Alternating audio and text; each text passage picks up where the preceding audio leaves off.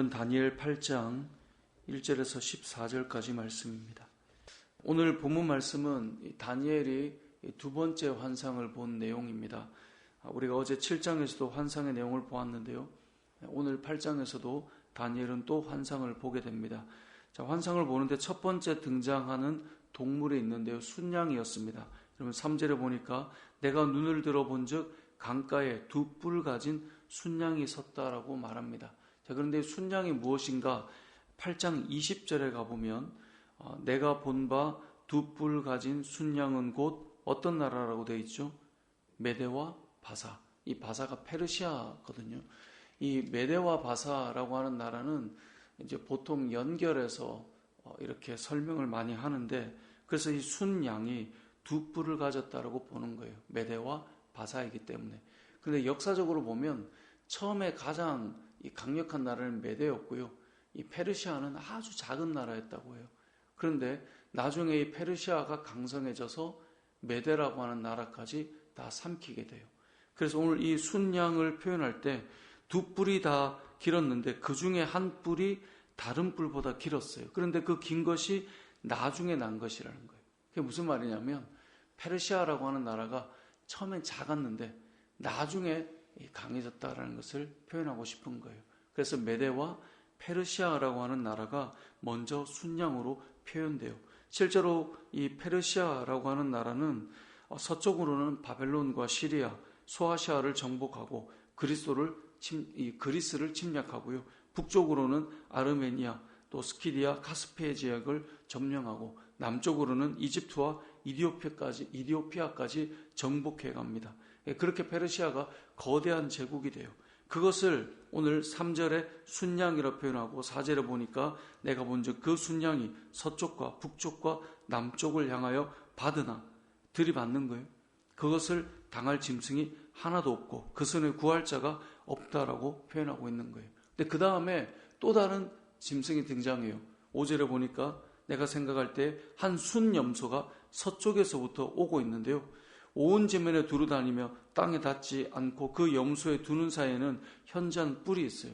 자, 이 순염소가 엄청나게 분노한 힘으로 달려가는데 어디로 달려가는가? 순양으로 달려가요. 그래서 6절에 보니까 그것이 두 뿔 가진 순양, 곧 내가 본 강가에 섰던 양에게로 나아가는데 분노한 힘으로 그것에게로 막 달려가요. 그러니까 순양이 메대와 페르시아였잖아요. 순염소가 서쪽에서 등장해서 엄청나게 분노한 힘으로 달려가고 있다는 거예요. 여러분 역사적으로 보면 페르시아 다음에 헬라 제국이 등장하는데요. 이 헬라 제국을 다른 나라들이 감당을 못해요. 그래서 이 페르시아도 결국 헬라 제국에게 무너지게 되는데, 여기에 보면 현저한 뿔이 있다라고 하는 그 염소의 두 눈 사이에 있는 현저한 뿔을 해석하기를 흔히 알렉산더 대왕이라고 생각을 합니다. 이 알렉산더 대왕이 온 땅을 점령해 가기 시작해요. 그래서 페르시아까지 무너뜨리는 일이 실제로 일어나게 되는데요. 그래서 오늘 본문에 나온 것처럼 온 지면에 두루 다닌다라고 하는 이 5절 말씀처럼 이 알렉산더 대왕이 1년 반 만에 페르시아를 침공하고요. 3년 반 만에 전 세계를 호령하게 돼요. 그런데 그 다음 어떻게 됩니까? 이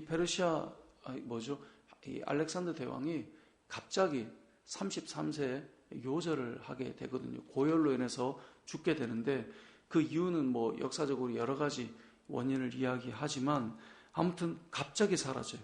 그게 8절에 나오는 대로 순염소가 스스로 심히 강다하여 가더니 강성할 때 그 큰 뿔이 딱 꺾이게 돼요. 그렇게 해서 알렉산더 대왕이 죽고 나서 그 밑에 있던 4명의 부하 장군이 나라의 영토를 나누게 되거든요. 근데 오늘 그 이야기를 하고 있는 거예요. 그 대신에 현저한 뿔 넷이 하늘 사방을 향하여 나서 넷이 나라를 나누게 돼요. 그런데 그 넷이 나라를 나눠서 그 나라들이 나눠져 있을 것 같지만 마지막에 한 나라에서 작은 뿔이 등장하여 오늘 본문 9절에 보니까 그중 한 뿔에서 또 작은 뿔 하나가 나서 남쪽과 동쪽과 또 영화로운 땅을 향하여 심히 커졌다라고 되어 있어요. 그러니까 네 나라였다가 다시 그 나라 중 한 나라에 작은 뿔이라고 하는 것은 여기에 등장하는 에피파네스 4세라고 하는 아마 왕을 이야기할 것이라고 생각하는데요. 그 왕은 정통으로 이렇게 왕이 될 인물이 아니에요. 근데 정치적인 사건 때문에 왕이 되는데 이 사람이 왕이 된 이후에 이제 다시 나라가 통일되고 또 점령하는 일들이 이루어지게 돼요. 그래서 그 뿔 중에 작은 뿔 하나가 남쪽과 동쪽과 또 영화로운 땅을 향하여 심히 커졌다라고 되어 있어요. 그래서 이 에피파네스 4세가 남쪽으로는 이집트, 동쪽으로는 페르시아, 아르메니아, 그리고 영화로운 땅은 하나님의 백성이 있는 팔레스틴 지방이거든요. 거기를 다 점령하기 시작하는 이야기를 역사적으로 일어나게 되는 그 사건을 지금 다니엘이 환상을 통해 보고 지금 이야기하고 있는 거예요. 다니엘은 환상을 통해 펼쳐놓은 이야기지만 이것이 이후에 실제로 역사를 통하여서 그대로 이렇게 되어 가는구나 라고 하는 것을 보여주고 있는 것이죠. 자, 그렇게 해서 영화로운 땅을 치게 되는데 실제로 이 하나님의 백성들이 얼마나 많은 핍박을 받게 됩니까? 그 영화로운 땅을 칠 때 어떤 일들이 일어나는가? 11절에 보면 또 스스로 높아져서 군대의 주제를 대적하며 그에게 매일 드리는 제사를 없애버렸고 성소를 헐어버리고 그리고 백성들이 하나님 앞에 설 수 있는 것들을 다 무너뜨려 버리는 일이 이루어지게 되는 것을 지금 보여주고 있는 거예요. 이게 이스라엘 땅에 어떤 일이 일어나는가를 역사들을 설명하면서 환상을 보여주면서 그 백성에게 일어날 일에 대해서 하나님의 백성들에게 일어날 일에 대해서 지금 환상을 통해 보여주고 있는 것입니다. 그래서 무엇을 우리에게 알려주는 걸까요? 다니엘서는 구약의 요한계시록과 같다라고 저는 어제 말씀을 드렸는데요. 결국 이러한 사건을 통해 하나님의 백성들이 어떤 일을 경험하게 되는가를 미리 보여주시면서 역사의 주권자가 되시고 역사의 주관자가 되시고 이미 일어날 일까지도 다 알고 계시는 하나님에 대해서 우리가 말씀을 통해 배우게 되는 것입니다. 다른 말로 하면 저와 여러분의 인생도 하나님께서 이미 아시고 이미 우리를 붙드시고 이미 우리를 품으시고 이미 우리를 세워가실 수 있는 분임을 이 말씀을 통해 우리가 알 수 있게 된다라는 것입니다. 또 한 가지는 이렇게 매일 드리는 제사를 헐어버리고 믿음의 사람들을 끊임없이 핍박하는 일이 일어날 것이다 라고는 그 일을 통하여 어떤 일이 일어나는가 14절에 보면요. 그가 내게 이르되 2300주야까지니 언제요? 짓밟히고 고통을 당하는 것. 그 13절에 보면 제사와 망하게 하는 죄악에 대한 일과 성소와 백성이 내준 바 되는데 그 짓밟힐 일이 어느 때까지 이를고 언제까지 이렇게 짓밟히며 고통을 당할까? 라고 질문할 때 그가 내게 이르되 2300주야까지니 이 고난과 환난의 때가 계시록 말씀에도 나오는 것처럼 우리가 어제 본문에도 본 것처럼 그 시기가 있다라는 거예요. 자, 그런데 그 시기가 이루어질 때 그때 어떤 일이 일어납니까? 14절 하반절에 보세요. 그때에 성소가 어떻게 돼요? 정결하게 되리라.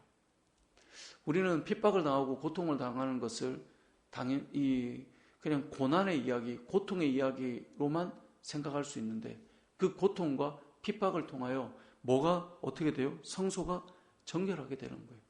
잘 보면 믿음의 사람들은요, 고난과 고통의 시간을 통해 다시 정결함으로 나아가는 일들이 일어나게 된다는 것을 보여주게 돼요. 믿는 자들은 고통이 그냥 고통이 아니에요. 믿는 자에게 오는 고난은 그냥 고난이 아니에요. 그 고난과 핍박 속에 다시 죄악과 또 무너졌던 것들이 정결하게 회복되는 일들이 이루어진다는 것을 보게 되는 것입니다. 이번에 이 선교를 갔을 때 선교사님께서 그런 말씀을 하시더라고요. 공산국가이기 때문에 믿음으로 살아가는 것이 너무나 힘들고 핍박과 어려움이 있지만 실제로 그 땅에 믿음의 사람들은 많이 뜨겁다는 이야기를 하셨어요. 그 뜨겁기 때문에 통계는 몇 프로, 1.5% 정도지만 실제로는 교회가 더 많다라는 이야기를 3% 그 이상 정도로 본다라고 말씀하시더라고요. 그 교회들이 너무나 많이 이렇게 제한되어 있고 제약되어 있지만 뜨겁고 부흥하고 성장하고 있기 때문에 나라가 주시하고 있다라는 말씀을 하시더라고요. 제가 20년 전에 중국 선교를 갔을 때 지금은 좀 많이 삼자교회가 형성되어 있고 좀 자유롭게 보여질 수 있지만 너무나 많이 핍박과 지하교회로 숨어져야 되는 그 상황인데 교회들이 다 뜨겁다 그랬어요. 여러분 이 교회의 역사를 보면요.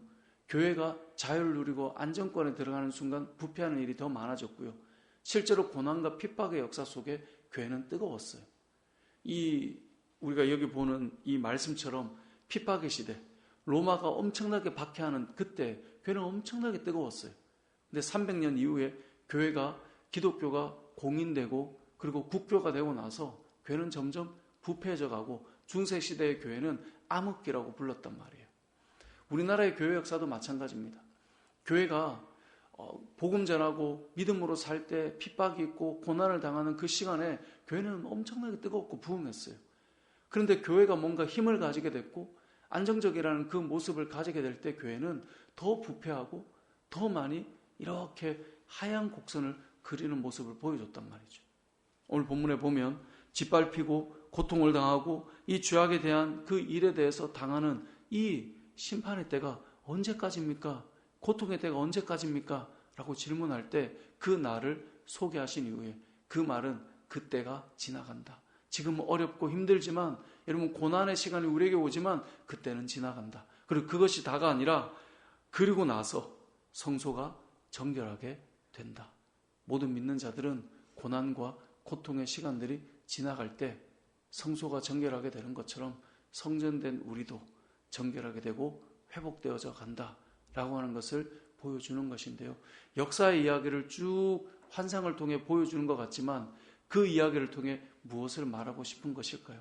하나님께서 이미 우리의 인생과 온 세상의 역사를 다 알고 계시는 거예요.